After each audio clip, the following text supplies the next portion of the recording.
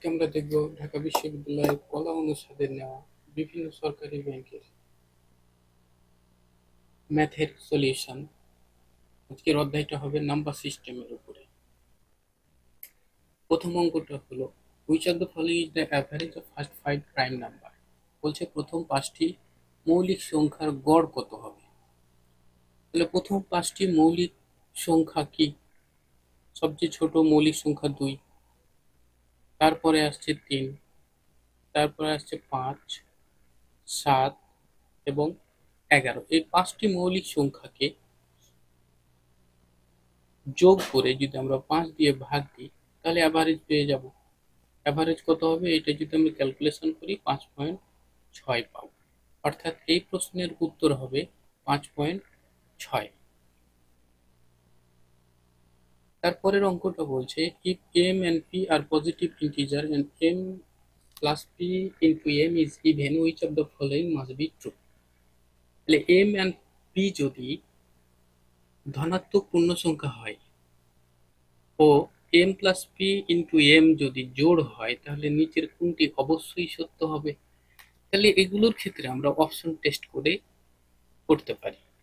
তাহলে আমরা প্রথমটা যদি ধরি যে এম হলো অড, পিও অড হবে, তাহলে আমরা এম যদি অড নাম্বার ধরি, ধরলাম যে 3, পি কেও ধরলাম অড নাম্বার, এটা ধরলাম 5,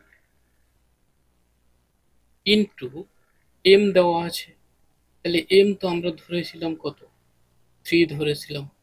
তাহলে এখান থেকে একটা কনক্লুশন আমরা যেতে পারি যে আমরা যদি অড এবং অড যোগ করি তাহলে ইভেন নাম্বার পাওয়া যাবে, ইভেন নাম্বার পাওয়া যাবে, into odd number. So even এবং অড যদি গুণ করি এটা সব সময়ের জন্য ইভেন আসবে, অর্থাৎ অপশন এ হবে এটার উত্তর। অন্য কোনো অপশন টেস্ট করার আর দরকার পড়ে না, যেহেতু আমরা এটাই পাচ্ছি প্রথমে এবং এটাই সত্য হচ্ছে, সেক্ষেত্রে আমরা এটা উত্তর দিতে পারি। তারপরের অঙ্কটা হলো how many integers from 1 to 100 are divisible by 3 but not by 8। তাহলে 1 থেকে 100 এর মধ্যে কতগুলো সংখ্যা আছে যারা 3 দ্বারা বিভাজ্য কিন্তু 8 দ্বারা না?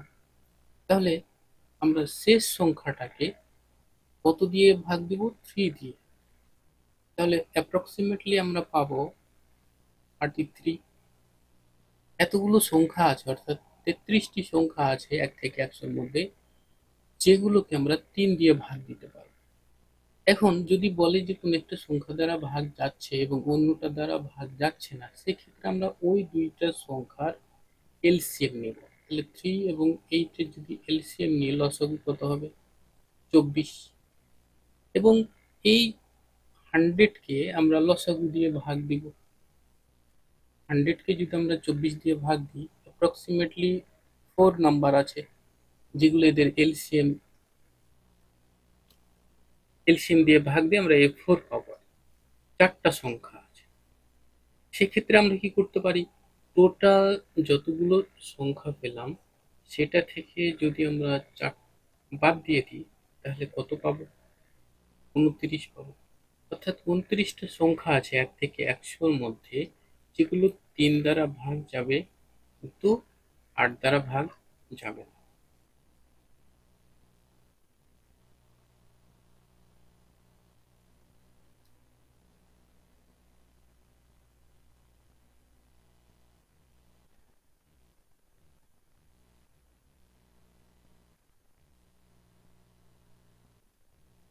তারপরের অঙ্কটা হলো the pair of co-prime numbers is। co-prime কি? co-prime নাম্বার হলো সহমৌলিক সংখ্যা, অর্থাৎ মৌলিক সংখ্যা আছে এই অপশনগুলোর মধ্যে, মৌলিক সংখ্যা আছে যে অপশনটাতে দুটোই মৌলিক সংখ্যা আছে, সেক্ষেত্রে আমরা বলতে পারি এটা co-prime নাম্বার। এখন দেখতে হবে অপশনের ক্ষেত্রে আমরা দেখছি 4, এটা তো মৌলিক সংখ্যা না। 6, এটাও মৌলিক সংখ্যা না।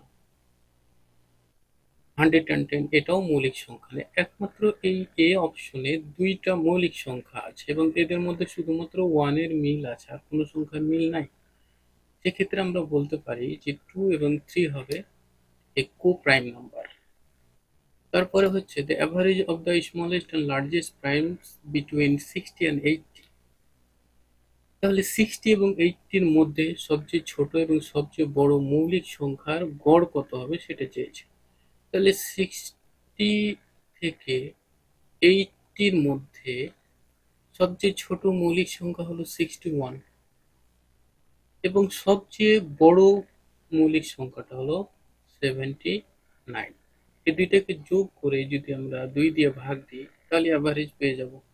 তাহলে এটা যদি আমরা ক্যালকুলেশন করি তাহলে 70 পাবো। অর্থাৎ এই অঙ্কের উত্তর হবে অপশন বি। তারপরে বলছে how many integers from 1 to 100 are divisible by 3 and not by 8। এই অঙ্কটা আমরা আগেও করেছি, এটার অপশন বি হবে রাইট অ্যান্সার। তারপরের অঙ্কটা বলছে the sum of square of 3 consecutive integer is less than 97। তাহলে তিনটা ক্রমিক সংখ্যা নেব। আমরা যদি ক্রমিক সংখ্যা ধরি, একটা এক্স, পরেরটা কি হবে, এক্স প্লাস ওয়ান হবে। অর্থাৎ যে সংখ্যা ধরবো তার সাথে যদি আমরা ওয়ান যোগ করি তারপরের সংখ্যাটা ক্রমিক নাম্বারটা চলে আসবে। এটার সঙ্গে যদি আমরা ওয়ান যোগ করি, এক্স প্লাস ওয়ানের সাথে আবার যদি ওয়ান যোগ করি তাহলে পেয়ে যাব তারপরের ক্রমিক সংখ্যাটা। এখন বলছে যে এগুলোর স্কোয়ার, অর্থাৎ এক্স স্কোয়ার,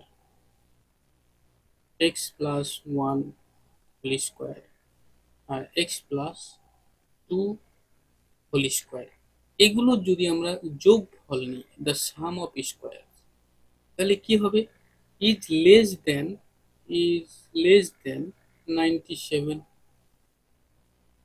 এটা যদি আমরা ক্যালকুলেশন করি অথবা অপশন টেস্ট করি, যে আমরা প্রথম অপশন এর মানটা বসিয়ে দেব 4।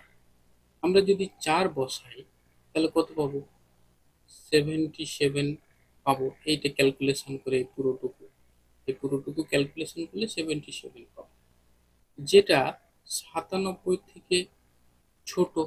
তাহলে অপশনের সাথে যাই এবং অঙ্কের সাথে মিল আছে, যেটা 97 থেকে ছোট হতে হবে। এখন এক্স সমান যদি আমরা 4 বসাই তাহলে 77 পাই, এক্স সমান যদি আমরা 5 বসাই তাহলে কত পাবো, এটা আসবে গ্রেটার দেন 97। আমরা যদি 5 এই অপশন এইটুকু জায়গাতে বসাই তাহলে সেটা 97 থেকে বেশি আসবে। অর্থাৎ আমাদের অঙ্কের সাথে এই অপশন যায় না।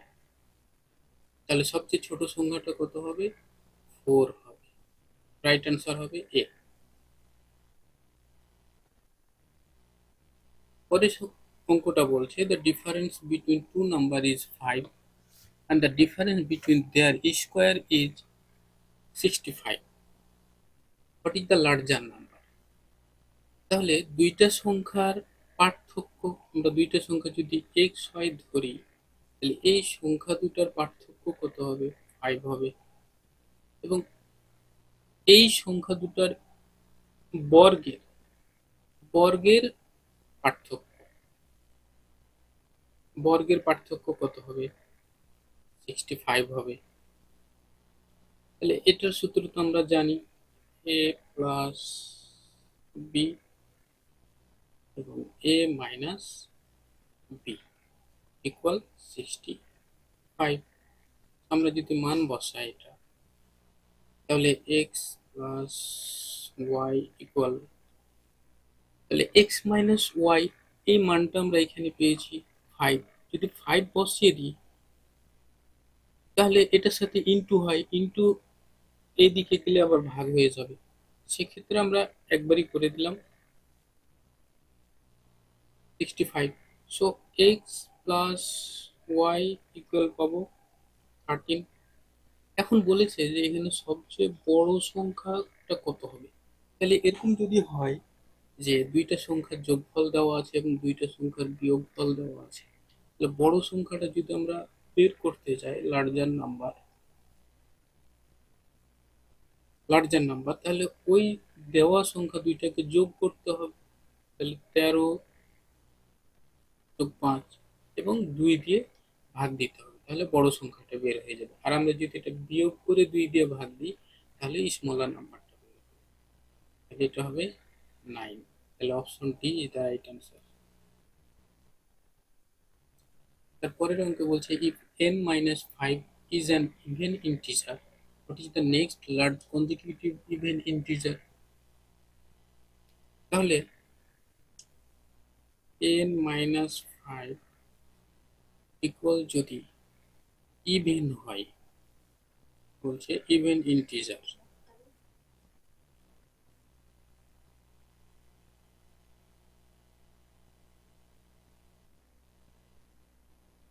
ইভেন যদি হয় তাহলে next large consecutive even integer, তাহলে পরবর্তী যে জোড় সংখ্যাটা, সবচেয়ে বড় জোড় সংখ্যাটা কত হবে?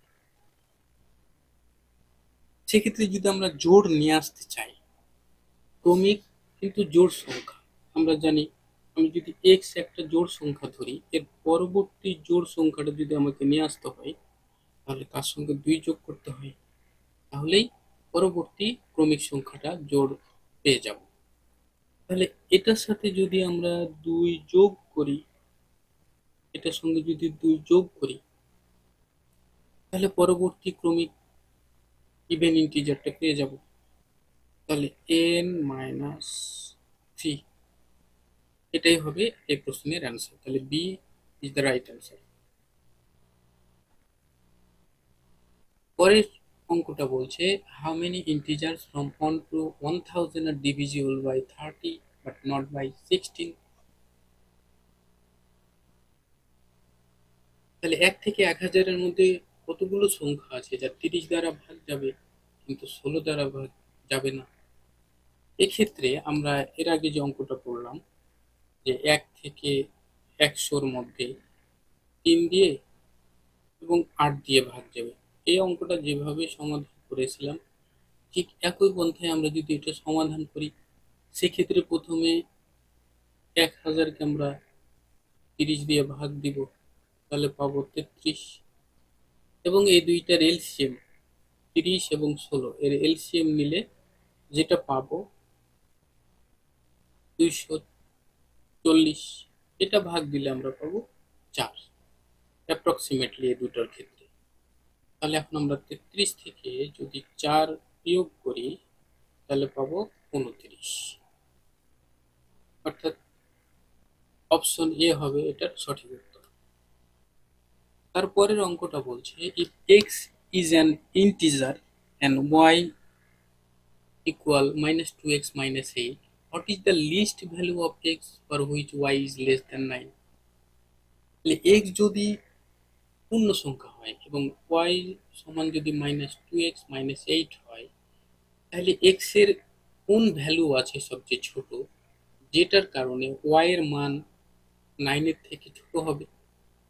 তাহলে y ইকুয়াল দেওয়া আছে, এখানে y ইকুয়াল দেওয়া আছে -2x - 8, এবং প্রশ্নে বলছে যে y is less than 9, y হবে কি লেস দ্যান 9। তাহলে y এর মান যদি আমরা এখানে বসিয়ে দিই তাহলে -2x - 8 লেস দ্যান 9। সো আমরা এটা সমাধান করি, তাহলে 9 + 8 x গ্রেটার দেন 17/2 এর সাথে x এর সাথে 2 ইনটু ছিল, এদিকে গিয়ে ভাগ হবে এবং মাইনাসটা এদিকে চলে আসবে। মাইনাস যদি চলে আসে যে কোনো পাশে তাহলে সেক্ষেত্রে সাইন চেঞ্জ হয়ে যায়, এই জন্য এটা লেস দেন থেকে গ্রেটার দেন হয়ে গেছে। তাহলে এক্স এর একটা ভ্যালু পাবো -8.5। এখন এক্স হচ্ছে গ্রেটার দেন -8.5, কিন্তু ওয়ানকে যেটা জিজ্ঞাসা করেছে সেখানে বলছে যে এক্স হবে একটা ইন্টিজার, পূর্ণ সংখ্যা হতে হবে, সেটা ভগ্নাংশ হওয়া চলবে না, এবং এক্স এর লিস্ট ভ্যালু থাকতে হবে। তাহলে এক্স এর লিস্ট ভ্যালু কত হবে? পূর্ণ সংখ্যাতে আসবে। তাহলে পূর্ণ সংখ্যাতে যদি আসে তাহলে -8। তাহলে এটার উত্তর হবে অপশন বি, -8।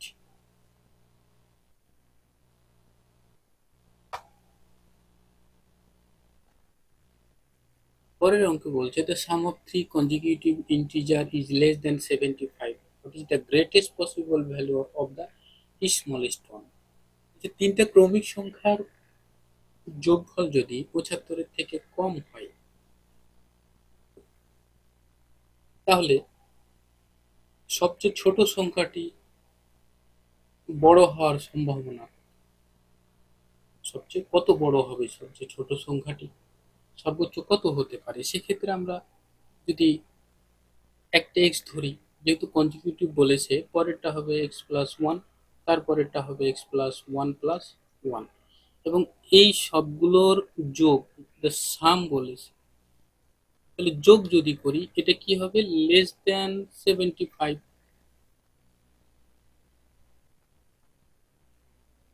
বলছে লেস দ্যান 75, এই জন্য আমরা লেস দেন 75 এখানে দিলাম।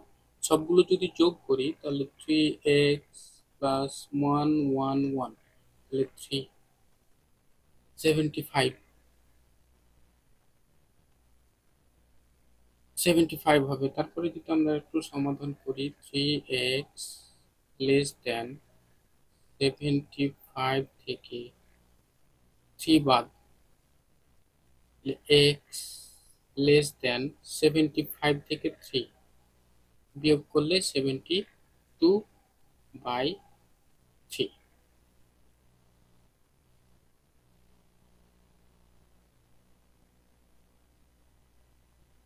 এখন যদি আমরা এই 72 কে 3 দিয়ে ভাগ করি তাহলে কত আসবে? 3 দুগুণে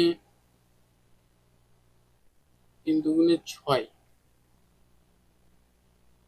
3 4 12, লেস দেন। এখন x এর মান হবে 24 থেকে ছোট। 24 থেকে যদি ছোট হয় সেটা হইতে পারে 23, সেটা হতে পারে 22, সেটা হতে পারে 21। এখানে বলেছে গ্রেটেস্ট পসিবল ভ্যালু, তাহলে সবচেয়ে বড় কত? 23। এজন্য এটার উত্তর হবে অপশন ডি, 23।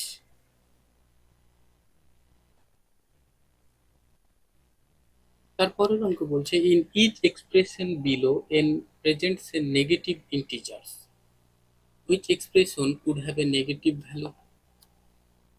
বলছে নিচের যে অপশনগুলো আমরা দেখতে পাচ্ছি সেটার প্রত্যেকটার ক্ষেত্রে এন হবে ঋণাত্মক পূর্ণ সংখ্যা, তাহলে নিচের কোনটি নেগেটিভ ভ্যালু দেখাবে? এন যেহেতু নেগেটিভ বলে দিয়েছে, যে এন ইকুয়াল নেগেটিভ ইন্টিজার, তাহলে নেগেটিভ ইন্টিজার যদি আমরা একটা ধরে নিই যে -2 হবে নেগেটিভ ইন্টিজার, ধরে নিলাম আমরা এটা। এখন এই সবগুলো অপশনে যদি বসাই, আমরা জানি যে কোনো সংখ্যা নেগেটিভ হোক কিংবা পজিটিভ হোক, স্কোয়ার করলেই সেটা পজিটিভ ভ্যালু দেয়। তাহলে অপশন এ হচ্ছে না, আমাদের তো চেয়েছে যে নেগেটিভ ভ্যালু দিতে হবে, তাহলে অপশন এ বাদ। অপশন বি তে আমরা যদি 6 মাইনাস, যেহেতু -2 ধরেছি এন এর মান, আমরা যদি বসাই তাহলে এটা কি হবে? 6 প্লাস মাইনাসে মাইনাসে +2, এইটা আলটিমেটলি ধনাত্মক মান চলে আসছে, তাহলে অপশন বি ও উত্তর হবে না। অপশন সি তে মাইনাস অলরেডি আছে আগে থেকে, এবং এখানকার যদি আমরা মাইনাস গুণ করি তাহলে নেগেটিভ ভ্যালু তো আগে থেকে আছে, আবার এখানে নেগেটিভ আছে, তো নেগেটিভ এবং নেগেটিভ পজিটিভ হয়ে যাবে, সেক্ষেত্রে অপশন সিও হবে না এটা। তাহলে অপশন থাকছে ডি, এটাই হবে আমাদের উত্তর। এখন যদি আমরা এভাবে ধরি যে -2 ধরলাম, এখানে যদি -2 বসাই তাহলে তো পজিটিভ ভ্যালু চলে আসছে। এটা তো আমরা 2 ধরে করেছিলাম। এখন যদি আমরা এটা ধরি যে না -7 ধরলে কি আসবে? -7 ধরলে 6 -7 তো -1। তাহলে আলটিমেটলি আমাদের উত্তর নেগেটিভে চেয়েছে, নেগেটিভই আসছে। তো অপশন ডি হবে এটার সঠিক উত্তর। তারপরের অঙ্কে বলছে if star is defined for all positive real number and a and b by a star b equal ab by a plus b, then 10 star 2 এটা কি হবে? তাহলে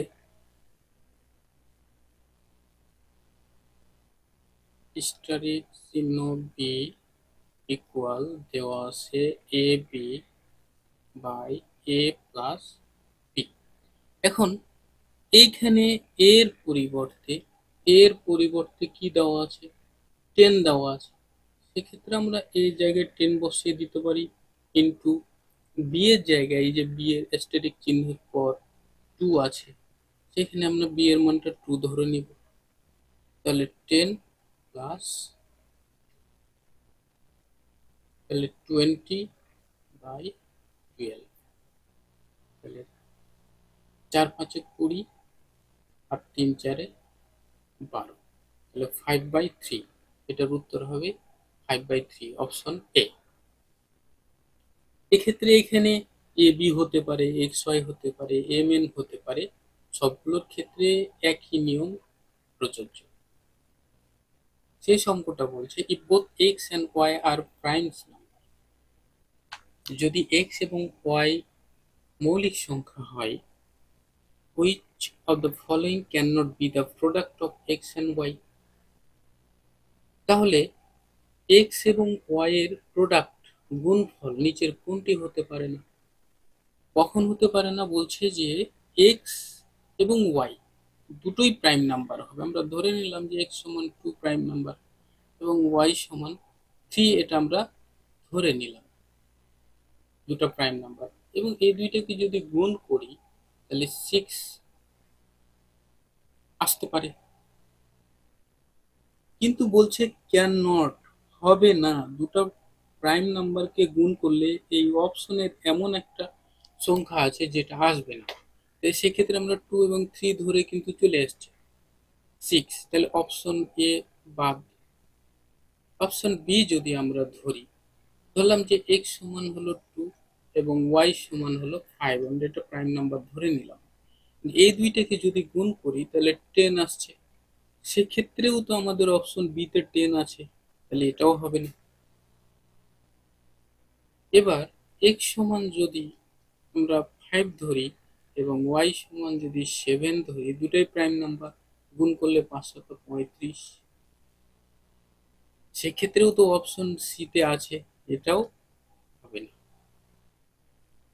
এখন 27কে যদি আমরা লিখি, এভাবে লিখতে পারি 3 গুণ 9, এভাবে তো আমরা লিখতে পারি এটাকে। কিন্তু এখানে 3 হচ্ছে প্রাইম নাম্বার, কিন্তু 9 তো প্রাইম নাম্বার না। সেক্ষেত্রে আমাদের অপশন ডি হবে এটার উত্তর, কারণ এই দুইটাকে গুণ করলে 27 হয়। কিন্তু 9 তো প্রাইম নাম্বার না, কিন্তু এখানে তো বলে দিয়েছে এক্স এবং ওয়াই দুটোই প্রাইম নাম্বার হবে, মৌলিক সংখ্যা হতে হবে। তাহলে দুটো মৌলিক সংখ্যাকে যদি গুণ করি তাহলে এই অপশনের একমাত্র ডি উত্তর আসবে না, বাকি সবগুলোই আসবে। এই জন্য অপশন ডি হবে এটার রাইট অ্যান্সার। ধন্যবাদ সবাই।